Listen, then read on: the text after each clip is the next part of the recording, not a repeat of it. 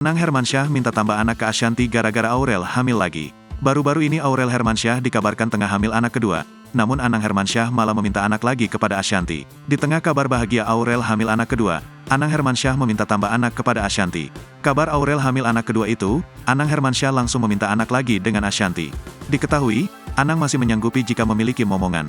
Padahal, ia telah dikaruniai dua orang anak yaitu Arsy Hermansyah dan Arsya Hermansyah. Tak merasa puas, mantan suami Krisdayanti itu meminta untuk menambah anak satu lagi.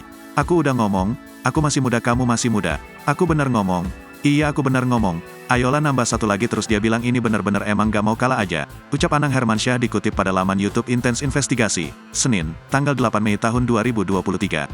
Padahal, niatnya itu didukung oleh menantunya Atta Halilintar. Atta pun menyetujui jika Ashanti menambah momongan lagi. Aku juga udah ngomong sama bunda, bun bikin satu lagi aja, gak mau, enggak mau cucu ajalah aku, mungkin biar bisa ganti-gantian nanti. Kalau satu doang kan susah kakek neneknya banyak minimal 3 atau 4 okelah biar bisa ganti-gantian dan alhamdulillah aku juga seneng punya anak gitu, ujar Atta.